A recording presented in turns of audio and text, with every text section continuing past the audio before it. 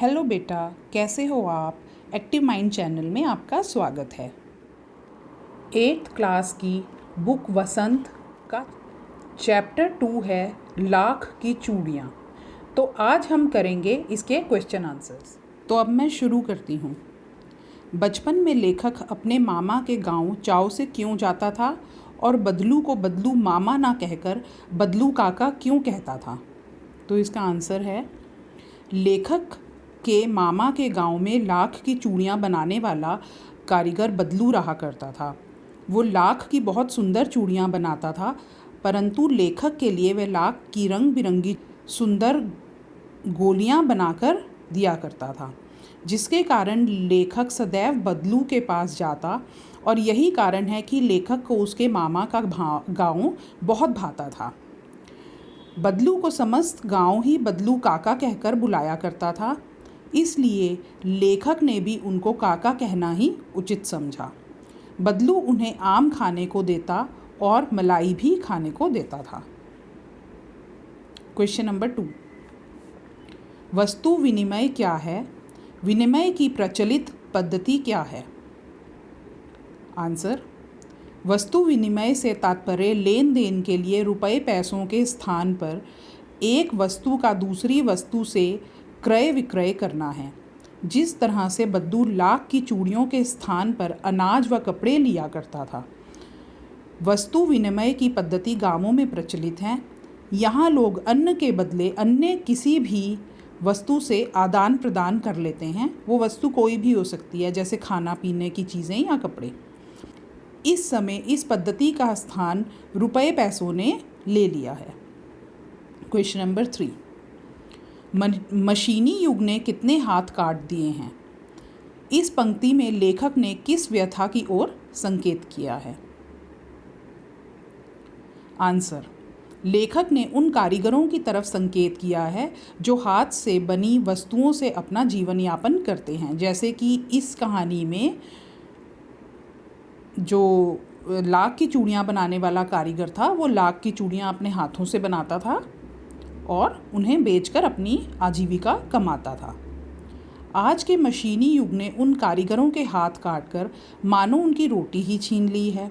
उन कारीगरों का रोज़गार इन पैतृक काम धंधों से ही चलता था। उसके अलावा उन्होंने कभी भी कुछ नहीं सीखा था। वे पीढ़ी दर पीढ़ी अपनी इस कला को बढ़ाते चले आ रहे हैं और साथ में रोज़ी रोटी भी चला रहे हैं। परंतु मशीनी युग ने जहां उनकी रोज़ी रोटी पर वार किया है, वहीं दूसरी ओर इन बेशकीमती कलाओं का अंत भी कर दिया है। ऐसी अनगिनत कलाएं हैं जो लुप्त अवस्था में हैं और इनको करने वाले कारीगर इस युग के अंधकार में कहीं खो गए हैं।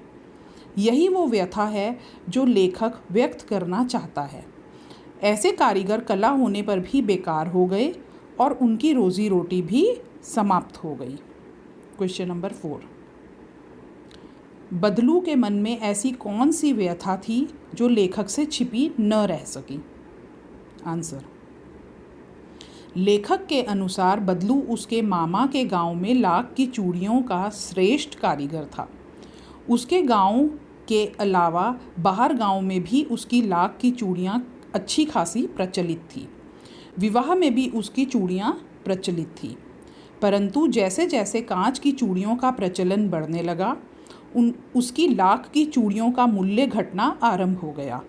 नतीजतन एक दिन इन लाख की चूड़ियों का स्थान कांच की चूड़ियों ने ले लिया और बदलू की लाख की चूड़ियों का व्यवसाय का अंत हो गया। अब कोई भी उसकी चूड़ियाँ नहीं पहनता था। सबको कांच की चूड़ियाँ भाने लगी थी। उसके व्यवसाय की यह दुर्दशा बदलू को अंदर ही अंदर कचोटती थी, परंतु अपनी इस वेदना को वह किसी को भी प्रकट नहीं करता था।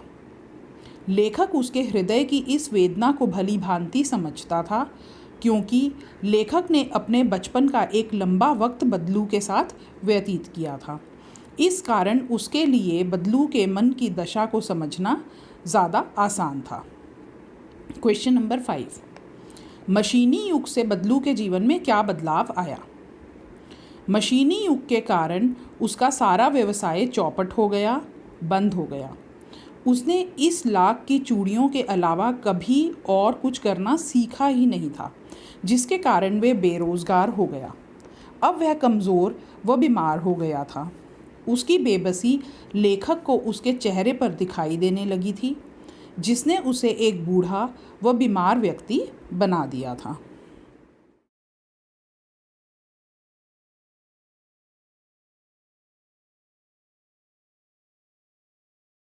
तो बच्चों, ये थे हमारे लाख की चूड़ियों के क्वेश्चन आंसर्स।